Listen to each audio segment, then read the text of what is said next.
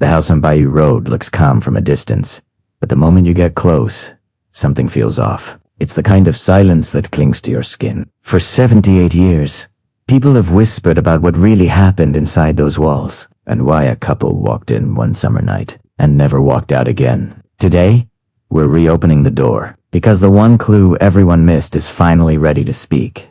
Before we dive into this chilling story, let us know in the comments where you're watching from, and don't forget to subscribe for the full investigation.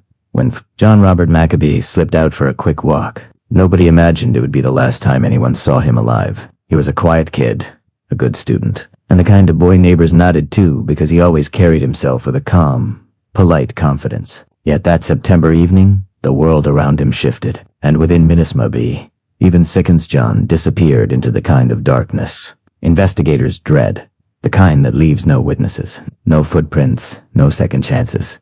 Police launched a full-scale search, the kind that turns a small American town into a living crime board. Officers canvassed streets, basements, fields. Detectives interviewed anyone who had even glanced at John that day. Still nothing. Every lead collapsed under its own weight. Every theory drifted apart like loose threads in the wind.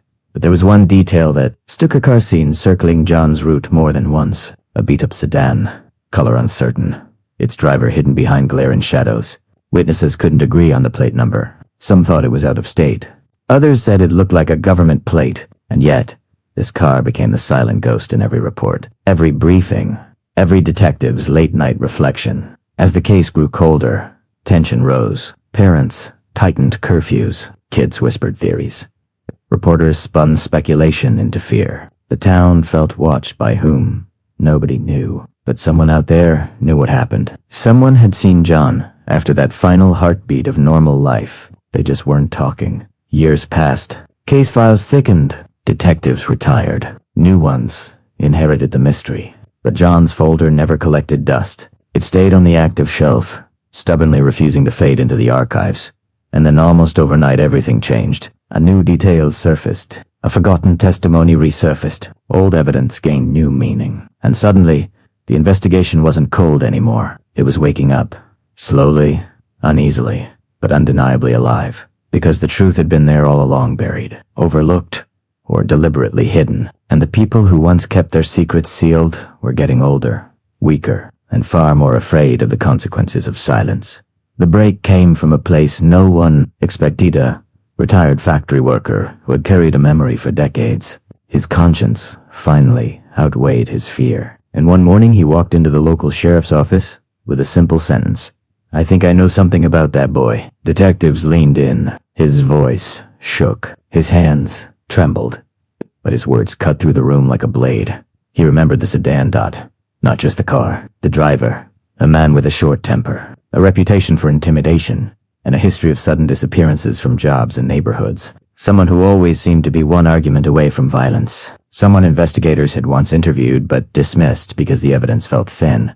But the witness wasn't done. He added a chilling detail. He had seen John in the back of that car, slumped over, as if unconscious or worse. He had convinced himself for years that maybe he had imagined it. Maybe the boy had simply ducked. But age has a way of stripping illusions.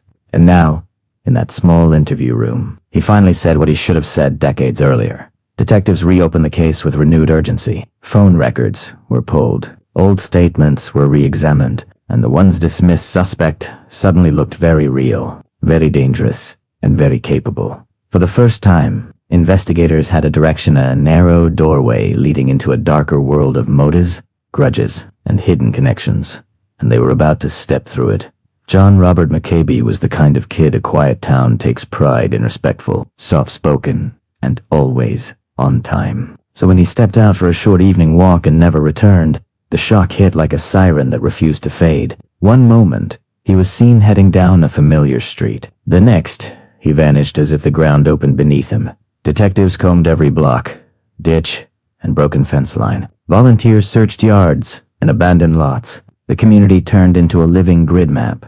But the trail cooled too fast. The biggest problem wasn't evidence, it was the silence. No screams.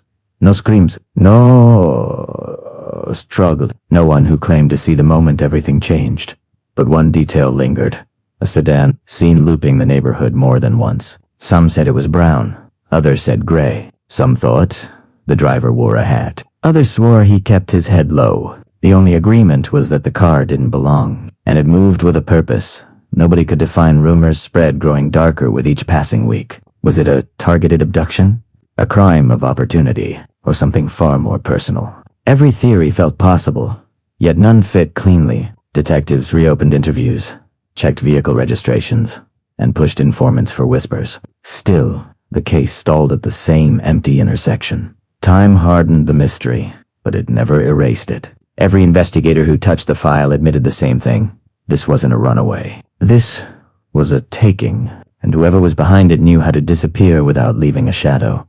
The breakthrough arrived quietly, carried in by a man who looked like he'd been wrestling with a ghost for years. He walked into the sheriff's office, removed his cap, and whispered that he needed to unburden himself. Detectives listened as he described a memory he had tried to bury, a moment that now felt impossible to ignore. He saw the sedan, and he saw the driver. A man with a harsh stare, the type who picked fights just to prove he could win them. Someone investigators once questioned but couldn't pin down. The witness admitted he'd been afraid to speak, worried the man would come after him. But age softens fear and sharpens regret, and the truth finally pushed its way out. He remembered something else. A figure in the back seat, slumped forward, unmoving. He couldn't swear it was John, but the image haunted him all the same. Detectives immediately reopened the timeline. Old notes found new relevance. Dismissed statements suddenly aligned, and for the first time in years, the investigation had direction, one that pointed straight at a man who had slipped through the cracks far too his. The silence was breaking. The suspect's name resurfaced, like a bad memory, one that had always been there, hiding between the lines of old reports. He wasn't a stranger. He was a familiar shadow in town. A man who drifted through jobs, borrowed money he never repaid, and left behind a trail of grudges. Detectives pulled his old file and found what the first task force missed. Inconsistencies, alibis built on shaky witnesses, and a timeline that never quite fit the way he claimed. But the most alarming detail was his proximity. He lived just 3 streets from John's last known location. Investigators re-interviewed families who once feared him. Some remembered his temper. Others recalled his late-night drives. Always alone, always watching. A former neighbor admitted the man kept odd hours, leaving before dawn and returning long after midnight. Another spoke of hearing a thud and a muffled argument around the week John vanished, but she had convinced herself it was nothing worth reporting. As detectives mapped the suspect's movements, they discovered something chilling. His route the night John disappeared aligned perfectly with the sedan's sightings. A pattern emerged loops around the neighborhood at precise intervals, almost as if he was hunting for an opportunity. The more investigators dug, the more the man Isafar Ade crumbled. Old co-workers described him as unpredictable. Former girlfriends described him as controlling. A probation officer had once flagged his behavior as escalating toward violence. And now, 30 years later, the puzzle pieces were finally matching. But detectives knew they needed more than character flaws and coincidence. They needed physical evidence, something undeniable, something that could hold up in court. And right when the case seemed to hit another wall, forensics delivered a discovery that changed everything. A clue once dismissed as irrelevant was about to become the cornerstone of the investigation. The evidence had been sitting in storage for decades. A fragment of cloth, a broken shoelace, and soil samples collected from a ditch half a mile from John's last known location. At the time, technology couldn't do much with them. But now, modern forensics turned what was once background noise into a clear signal. The cloth fragment contained fibers matching the interior of a Latsivanti, Isisadanti, Same, model. Witnesses described circling the neighborhood. The shoelace carried trace biological material too degraded for 1980s testing but fully readable today. And the soil. It carried a chemical signature, unique to one specific property on the edge of town. The suspect's property. Detectives requested a warrant, and officers searched the land with ground-penetrating radar. Within minutes, the machine beeped over a shallow depression. It wasn't a grave, but it was evidence of a past dig, a hole once filled, then smoothed over. Excavation teams uncovered discarded items, rusted metal, old bottles, and a half-burned canvas strap. The strap's fibers matched the shoelace in evidence storage. This was no coincidence. This was a scene dot.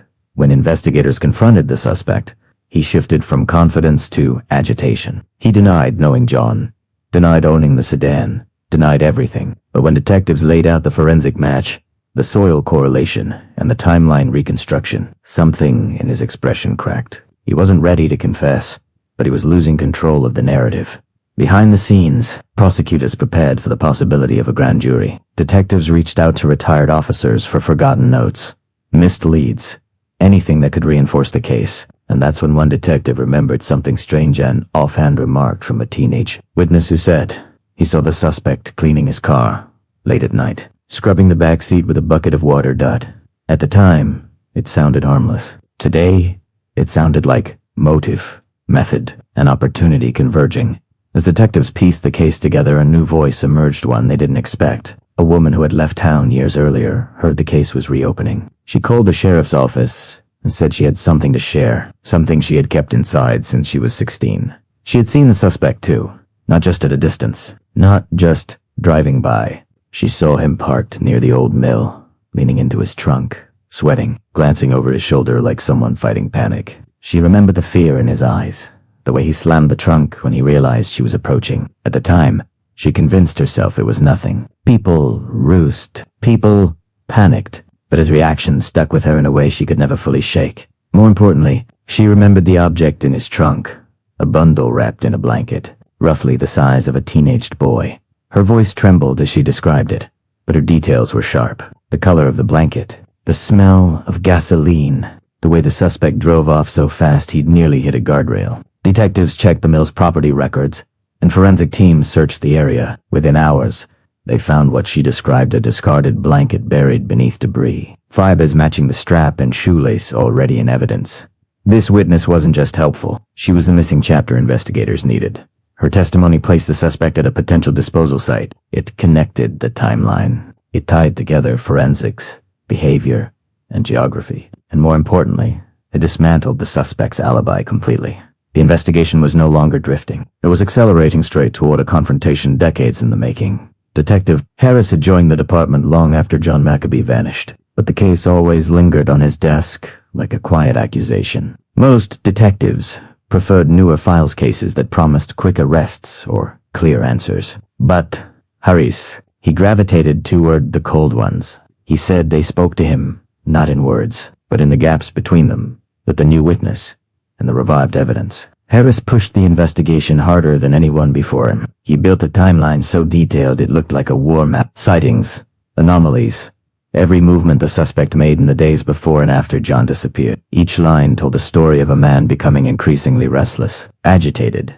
and unpredictable. Harris also dug into the suspect's past: old police reports, sealed juvenile files, forgotten complaints. That's when he uncovered something alarming. The suspect had once been questioned in another missing teen case, 2 counties away. It had never gone anywhere, but the pattern was unmistakable. Same age range, same method, same car. The detective brought his findings to the task force. The room fell silent.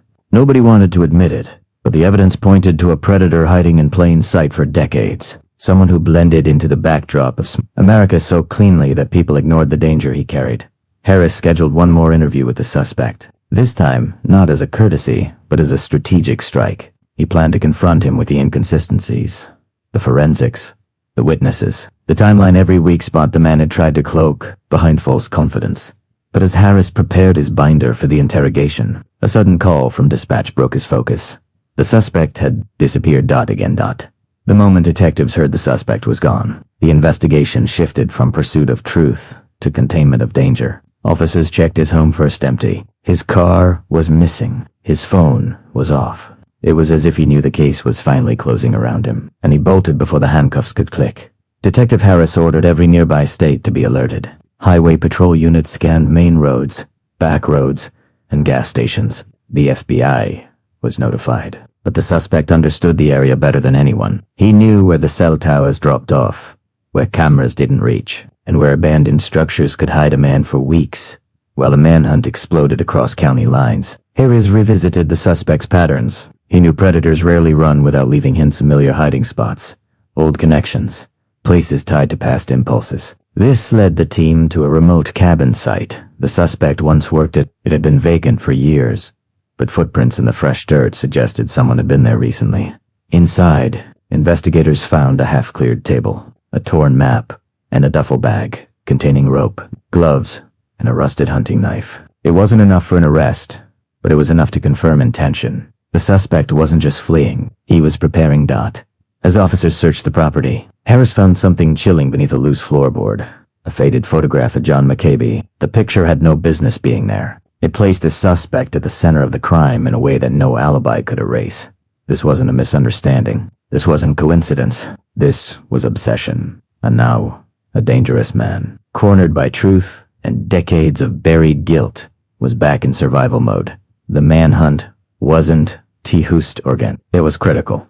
The suspect's escape pushed the investigation into a new gear. Detectives established a command center, coordinating with state police, federal agents, and local deputies who knew every inch of the surrounding terrain. They created zones of containment, tracking credit card activity, surveillance feeds, and reports of suspicious vehicles. But the suspect was slippery. He moved like someone who had practiced vanishing his entire life. Then a lead emerged from an unexpected source. A trucker who reported seeing a man matching the suspect's description hitchhiking near the county line. Harris ordered a sweep of the area and discovered tire tracks leading into a stretch of old logging roads, the kind that twisted through miles of forest. It was the perfect escape route for someone who knew how to avoid detection.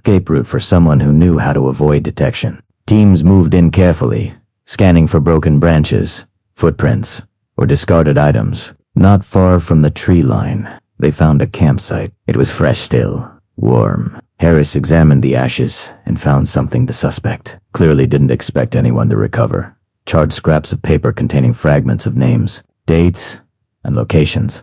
Some matched the original case. Others pointed toward incidents no one knew about.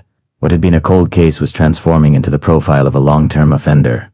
As investigators pushed deeper into the woods, they spotted movement. Officers formed a perimeter while Harris advanced with caution. A single misstep could mean a chase, or an ambush. But what they found wasn't the suspect, it was a stash. Hidden beneath brush and branches were items linking directly to John McCabe. An old pendant, a torn sleeve, and a notebook filled with disturbing observations. The suspect hadn't just taken John, he had documented him. The truth was darker than anyone imagined, and now the investigation had crossed into a new realm, one where the lines between evidence and confession blurred. The trap was tightening. The deeper the teams moved into the forest, the more it felt like the woods themselves were holding their breath. Every snapped twig, every shift of wind sounded like movement. The suspect was close on. Detective Harris knew it. He scanned the ground for indicators, reading footprints like sentences. Fresh impressions pointed west, toward a ravine known for old mining shafts. It wasn't a place you stumbled into. It was a place you hid when you didn't want to be found. At the edge of the ravine, officers discovered more artifacts wrapped in plastic. Rope, duct tape, a rusted screwdriver, and a small leather pouch containing foreign coins. Some items seemed unrelated, but Harris understood predators collect trophies, reminders of power and control. Each object hinted at a darker pattern, crimes that reached much further than the towns that knew only whispers. Then came the most disturbing find, a wooden crate buried beneath leaves. Inside was a stack of Polaroids, some too damaged to decipher, others painfully clear. They showed locations investigators recognized: old barns, abandoned mills, riverbanks, places the suspect had returned to over the years, almost as though reliving moments nobody else knew existed. Harrods felt a tightness in his chest. These pictures weren't just they were a timeline, a ritual, proof of a predator revisiting his own crimes. Like chapters in a private story only he understood. Back at the command post, analysts began cross-referencing each Polaroid with missing persons reports. The results came back fast and chilling. Some images matched disappearances that had never been linked. Cases scattered across decades, states, and jurisdictions. John McCabe wasn't the suspect's first victim. He might not have been the last. And now they weren't hunting a runaway. They were hunting a serial offender whose secrets were finally bleeding into the open. As evidence piled up, prosecutors were pulled into the command center. They expected one cold case. They found the blueprint of a hidden criminal career stretching across 30 years. The district attorney listened as Harris presented the Polaroids, the forest stash, the witness statements, the forensic matches. Every slide on the screen was a hammer blow. By the end, the DA realized this wasn't just a cold case, it was a historic criminal investigation unfolding in real time. The biggest challenge wasn't proving guilt, He was organizing the sheer breadth of evidence into a case airtight enough to hold up under national scrutiny. Multiple jurisdictions, decades of lost reports, missing witnesses, everything had to be rebuilt from the ground up. Meanwhile, analysts traced the suspect's old jobs, addresses, and associates. A disturbing pattern emerged. Every time he relocated, a young person disappeared within months. Some were written off as runaways, others were never logged properly, but the timelines matched with eerie precision. The FBI's behavioral analysts weighed in next. Their profile described a man who hid behind normalcy, blending into the quiet rhythm of rural towns. Someone driven not by impulse, but by contro, someone who planned, studied, and stalked his targets long before making a move. A predator who built his entire life around invisibility. The assistant DA leaned forward and asked the question on everyone's mind. "Do we think he's escalating?" Harris answered with a tight nod. The suspect's flight, the campsite weapons, the scattered notes, they weren't signs of panic. They were signs of a man preparing for a final act. Something desperate, something that could spiral into violence if cornered. The prosecution team didn't need convincing. They needed him found. Every second the suspect stayed hidden raised the stakes higher. Near sunset, thermal drones picked up a heat signature moving through a dense cluster of pines west of the ravine. It was slow, deliberate, almost serpentine, like someone trying to stay low to the ground. Harris and the tactical team moved quietly, fanning out to intercept without alerting the suspect. The scent of damp earth mixed with pine needles as the forest darkened, shifting into a maze of shadows. Then it happened. A twig snapped, a sharp, clean break that didn't belong to wildlife. Officers froze. Harris raised his hand, signaling silence. Through the brush, he caught a glimpse of movement, a figure crawling along a dry creek bed, wearing the same jacket described by the trucker 2 days earlier. They were close enough now to hear his breathing, shallow and hurried. Harris studied the ground. The suspect had dropped something, a torn page from his notebook. A half-written sentence sprawled across it, words smudged, but legible enough to chill anyone. "Can't let them find what's left." This wasn't escape. This was erasure. The team shifted into formation, approaching from multiple angles. But just as they closed the final 20 yards, the suspect booked, darting toward an old service tunnel carved into the hillside. Officers pursued, but the tunnel's interior was a maze narrow, pitch black, and unstable. Inside, the air grew colder. Voices, flashlights swept across walls scarred by age and graffiti. Then Harris spotted fresh footprints leading deeper into the shaft. The suspect wasn't trying to hide. He was leading them somewhere. At the end of the tunnel, the floor dropped into a cavern, a hidden chamber. On the ledge above it stood the suspect, shaking, while cornered by the truth he had evaded 4 decades. For the first time, he spoke, and what he said next would change everything. Harris approached slowly, flashlight in hand, voice calm but firm. The suspect, cornered in the cavern, shook with a mix of fear and fury. His eyes darted between the team and the floor beneath him, as if deciding whether to fight or surrender. Then, in a voice barely audible, he admitted to knowing John Maccabee, but only partially. "I didn't mean for it to go this far," he muttered. Every word was weighed, measured, trying to control the narrative even as the walls closed in. Officers recorded everything. Every hesitation, every tremor, every defensive gesture was noted. Harris's mind raced, connecting the dots he had spent decades mapping. The suspect described the night John vanished, avoiding explicit confession but offering enough detail to shock. Specific locations. Sedan. The path. Through. The woods. Details only the true perpetrator could know. As he spoke, forensic analysts on-site verified the timeline with GPS data from old utility logs, comparing his story with witness sightings. Every movement, every decision, lined up. The suspect's narrative was no longer a story, it was a blueprint of crime, corroborated by decades-old evidence and modern forensics. Harris listened, noting the subtleties, the slight pause when describing the blanket, the flinch when recalling John's last known position. These micro-reactions spoke louder than words. It was a confession in fragments, a puzzle made clear piece by piece. The team remained silent, allowing him to unravel himself. Every sentence peeled back, layers of arrogance and fear, exposing the truth hidden for decades. And when he finally faltered, unable to maintain control, Harris knew the moment of reckoning was near. The cavern became a cage. Tactical teams moved into position, careful not to provoke the suspect, but ready for any sudden action. Harris issued a single word. Officers converged, surrounding him from multiple angles.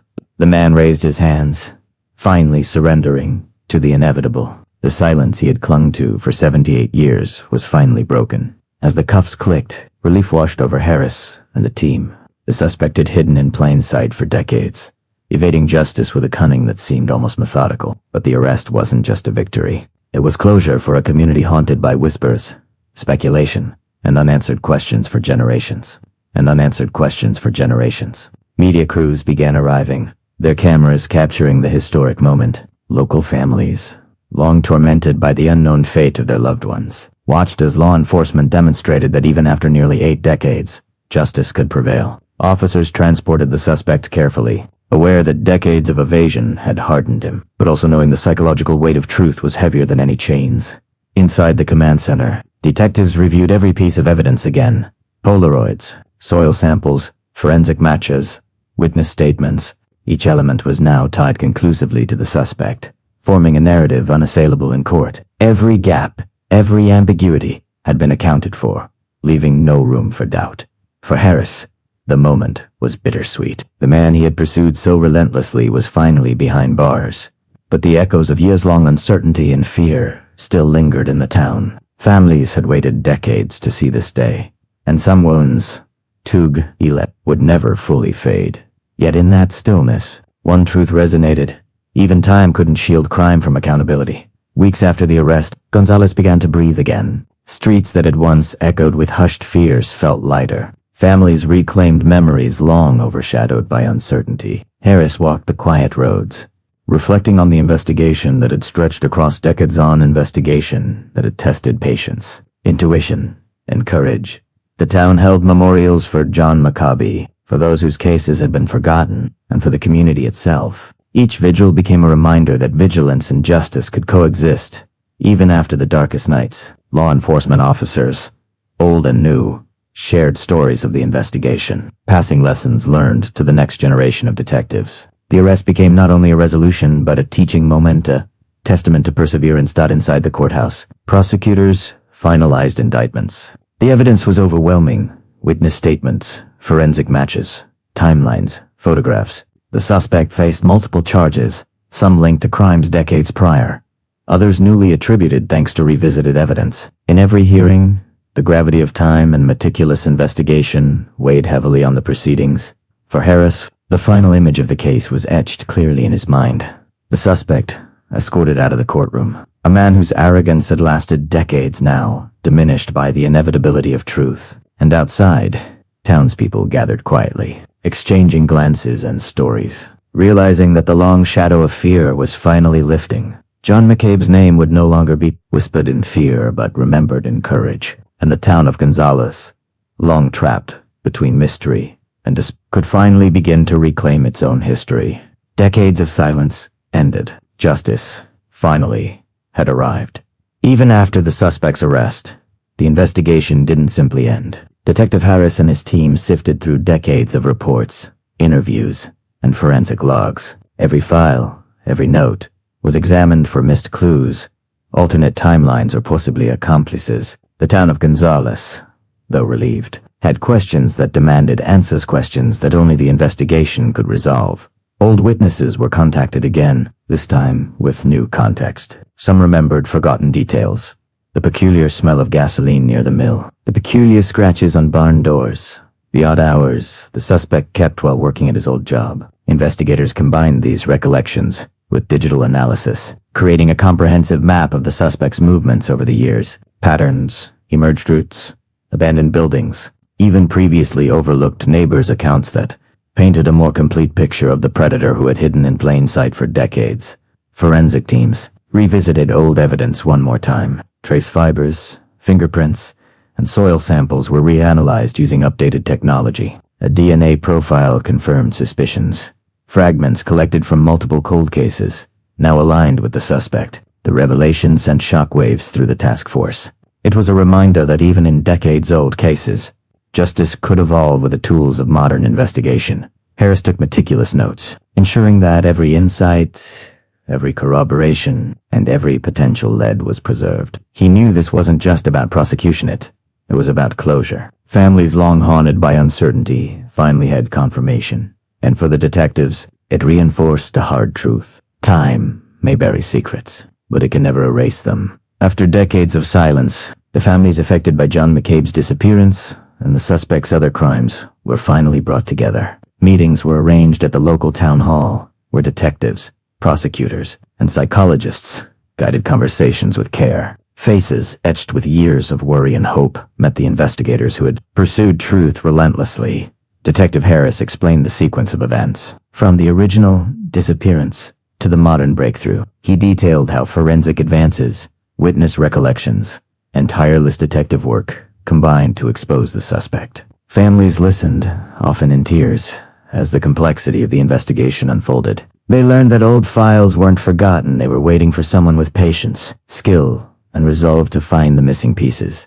For some, hearing the story was cathartic. They finally understood why answers had eluded them for so long. For others, the revelation stirred anger and disbelief, emotions that were as natural as the relief they felt. Counselors ensured everyone could process the mixture of grief, shock, and vindication. The town of Gonzales watched too. Streets and cafes became quieter as conversations shifted from speculation to remembrance. Neighbors shared their own memories, linking the investigation to personal stories that spanned generations. The sense of communal closure, though partial, grew stronger with each shared account.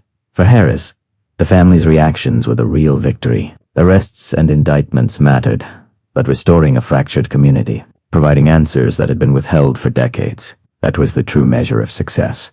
The weight of silence lifted slowly, and the town finally began to heal. With the suspect in custody and evidence cataloged, the task force reflected on the tools that had made justice possible. Modern forensic science, DNA analysis, genetic genealogy, trace fiber technology had breathed life into a case that once seemed impossible. The blending of old-school detective work with cutting-edge technology had solved a mystery that had haunted Gonzales for nearly 80 years. Detective Harris reviewed the digital reconstruction of the suspect's movements. Each map, timeline, and 3D scan confirmed what had been suspected. The suspect had meticulously planned his actions, yet modern methods had unraveled the intricate web. Analysts marked locations, cross-referenced witness accounts, and confirmed forensic matches, creating a digital archive that could serve as a blueprint for future cold case investigations.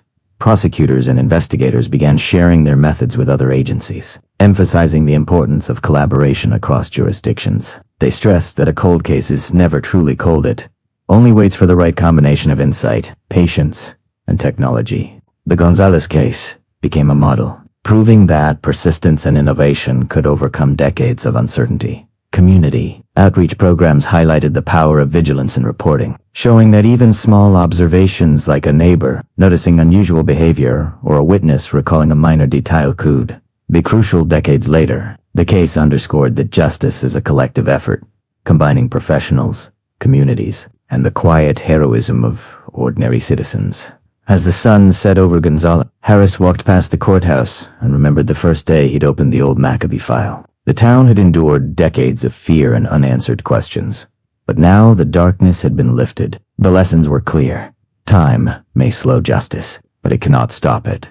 For the families, the town, and the detectives, justice had finally arrived, measured, precise, and undeniable. The courthouse was packed with spectators, media, and law enforcement personnel who had followed the case for decades. The air was thick with anticipation, a combination of anxiety, relief, and the lingering tension of years-long suspense. Detective Harris watched quietly from the sidelines as the DA prepared the case for opening statements. Every piece of evidence, every witness testimony, had been painstakingly verified. This was the moment decades in the making.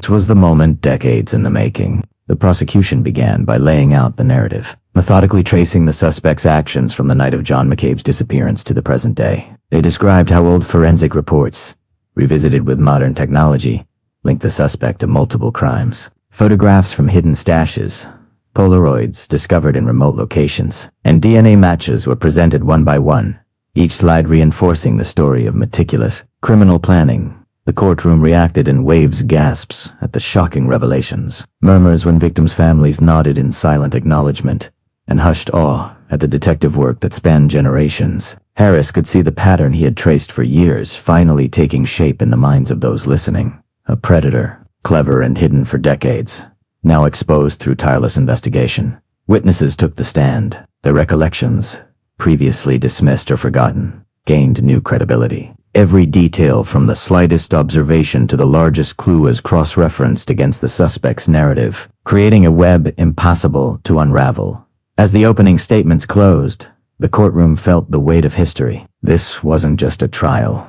It was a testament to persistence, innovation, and the relentless pursuit of justice. Harris knew the coming days would test patience and nerves, but the foundation was unshakable. The moment for truth had finally arrived.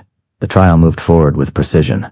Each exhibit meticulously presented, evidence collected over decades, once forgotten in dusty files, now formed an unbroken chain. Harris followed the narrative closely, watching jurors' expressions as DNA evidence, trace fibers, and digital reconstructions built an irrefutable case. Each piece, carefully layered, told a story of planning, control, and obsession. Forensic analysts explained how minute traces of hair, fibers, and soil had endured decades, waiting for modern testing to reveal their truth. Witnesses recalled back, recounting small observations that at the time seemed insignificant. Now, in the context of corroborated evidence, their accounts became pivotal. Harris noted the consistency across stories, the suspect's roots, his behaviors, his habits all aligned with physical evidence. The DA highlighted the suspect's patterns, connecting each cold case and demonstrating his methodical approach. Maps, timelines, and 3D reconstructions allowed the jury to visualize what had been unseen for decades. Every movement, every hidden location was traced with clarity, leaving little room for doubt. Harris reflected on the psychological toll the investigation had taken on both detectives and families. Decades of uncertainty, of unanswered questions, had finally led to this point. The courtroom wasn't just a venue for prosecution. It was a forum where truth confronted time, where meticulous work overcame years of silence.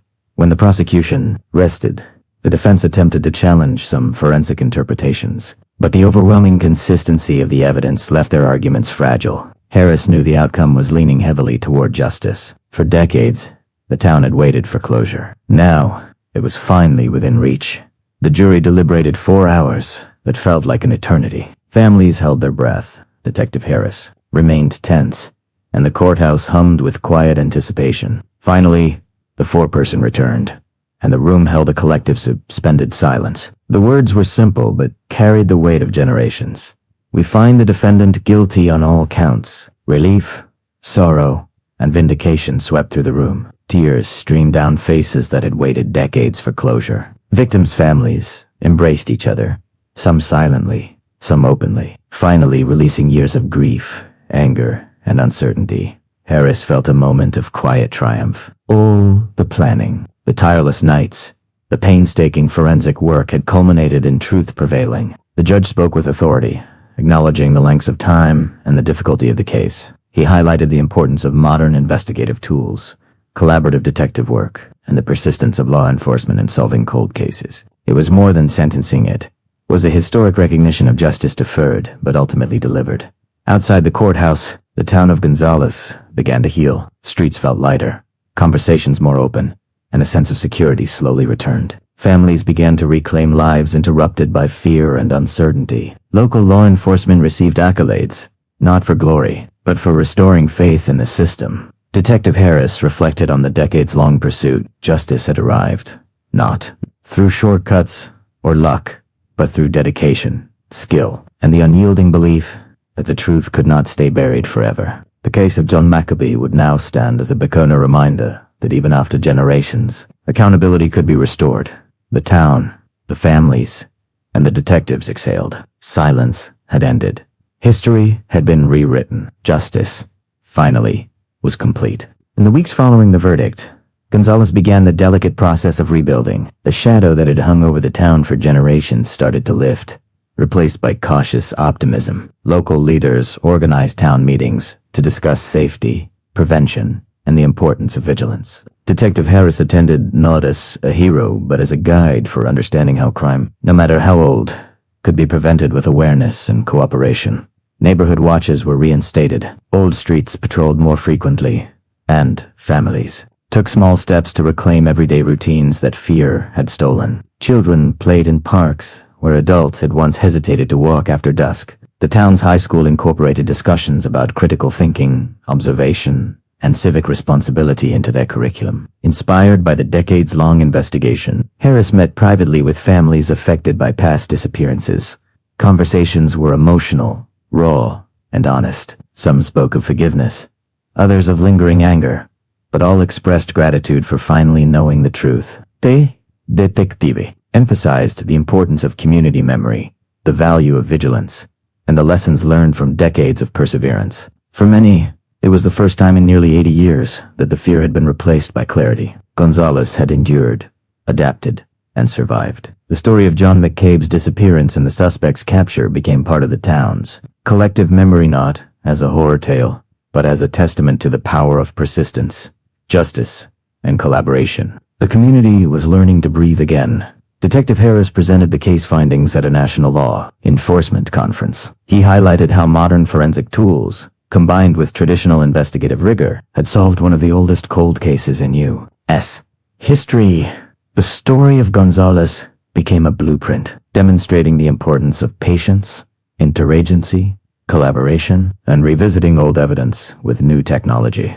Analysts explained how DNA retesting and digital mapping allowed investigators to reconstruct decades of crime patterns. Workshops included interactive timelines of the suspect's movements, showing how seemingly unrelated cases could be linked. Harris stressed that even the smallest observation, a neighbor remembering a car, a delivery schedule, a routine visit, could be critical. Years later, young detectives in the audience were captivated. They saw firsthand how combining intuition, observation, and modern forensic science could turn decades-old mysteries into solved cases. Senior officers emphasized mentorship, encouraging experienced investigators to share knowledge with the next generation. Harris also warned about the ethical responsibilities inherent in modern investigations.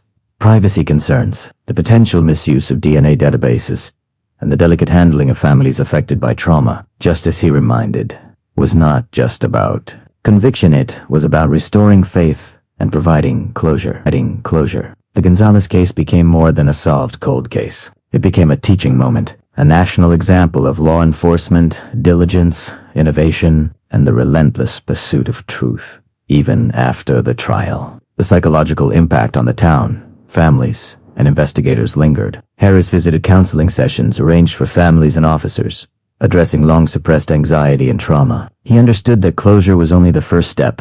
The emotional healing would take far longer. Victims, families struggled with mixed emotions, relief, anger, sorrow, and sometimes guilt for what they hadn't known. Harris emphasized that understanding the past was essential, but moving forward required acknowledgement, patience, and community support. Psychologists worked with the town, creating programs to help children and adults process the events that had defined generations. Investigators, too, faced the residual weight of decades-long pursuit, revisiting old evidence, imagining what victims endured, and confronting the cunning of the suspect took a personal toll. Harris reminded his team that recognizing the emotional cost was part of professional responsibility. Support systems, therapy, and debriefings became integral to law enforcement culture in Gonzales. The story highlighted a broader lesson. Solving crimes is not merely a procedural task. It is a deeply human endeavor, intertwining justice, emotion, and resilience. Every detective, family member, and citizen involved shared in the responsibility, and the psychological journey was as important as the legal outcome. Through therapy, dialogue, and shared understanding, Gonzales began to heal from the decades of fear that had haunted it. The town's story became one of courage, reflection, and emotional resilience, a model for other communities facing long unsolved tragedies. As the final chapter of the Maccabee case drew to a close, the town of Gonzales reflected on its enduring legacy. The arrest, trial, and investigation had not only solved a mystery, but also redefined the way the community understood justice, safety, and resilience. Memorials and plaques were established in honor of victims, ensuring that their names would not fade into obscurity. The detective work, meticulous evidence preservation, and innovative forensic techniques became part of Gonzales' identity. Schools incorporated lessons from the case, emphasizing critical thinking, observation, and civic responsibility. Detective Harris, walking the quiet streets, noted the transformation. The fear that had once hung over the town like a shadow was replaced with cautious optimism. Families reclaimed a sense of normalcy, and law enforcement carried a renewed sense of purpose. Every corner of the town told a story not just of crime, but of endurance, vigilance, and the unwavering pursuit of truth. The Maccabee investigation became a benchmark for solving cold cases nationwide, illustrating that even decades-old mysteries could be unraveled through persistence, collaboration, and scientific innovation. Gonzales' story was shared widely, inspiring detectives, families, and communities facing long unresolved tragedies. In the end, justice was more than conviction. It was clarity, closure, and the enduring reminder that time cannot shield the truth forever. The town had survived, learned, and grown stronger. The shadows had lifted. The legacy of truth remained. Gonzales had begun to reclaim its own history. Streets once avoided after dark now carried the hum of ordinary life. Families revisited the parks, the old mills, and the quiet roads where fear had once been a constant companion. The town organized commemorative events to honor not only John Maccabee, but all those whose lives had been affected by long unsolved cases. Detective Harris attended quietly, observing rather than leading. He listened to stories from neighbors, piecing together the mosaic of collective memory. Each anecdote, tesum, humoros. Some hunting served as a reminder that the town's resilience had been forged in silence and anxiety, now tempered by clarity and justice. Local museums and historical societies began archiving the investigation. Photographs, evidence logs, and digital reconstructions were preserved to educate future generations. Scholars and students studied the case, analyzing investigative methods, forensic breakthroughs, and the human elements that had shaped decades of mystery. Gonzales, once overshadowed by fear, was becoming a model for how communities could heal and grow after trauma. Harris reflected on the detectives, analysts, and volunteers who had contributed to the case over decades. Their dedication ensured that the story of John Maccabee and the triumph of truth over secrecy would not fade. In every corner of the town, lessons had been learned. Vigilance, patience, and collaboration were the foundations of lasting safety and justice. In his office, Harris reviewed the case one final time. The files, now digitized and complete, chronicled nearly 8 decades of human perseverance. He thought about the families, the town, and even the suspect. The pursuit of truth had demanded patience, intuition, and courage, testing everyone involved at every turn. Harris understood that cold cases were more than evidence and procedures. They were stories of human resilience, the interplay of memory, science, and time. Every discovery, no matter how small, had brought clarity and closure, and every missed detail, every hesitation, had underscored the complexity of justice. Looking out the window, he saw children playing where fear had once lingered, and neighbors greeting each other freely. The detective knew the impact of a solved mystery reached far beyond courtroom victories. It restored faith, strengthened communities, and reminded everyone that truth, no matter how delayed, could never be silenced. The town of Gonzales exhaled, the decades of uncertainty giving way to quiet relief. Families, detectives, and neighbors embraced the knowledge that justice had arrived. John Maccabe's name was no longer a whisper of fear. It was a testament to endurance, courage, and the relentless pursuit of truth. Detective Harris closed the file one last time, the culmination of years of work etched into every line of evidence. Time could not hide crime. Shadows could not last forever. Justice, finally, had prevailed.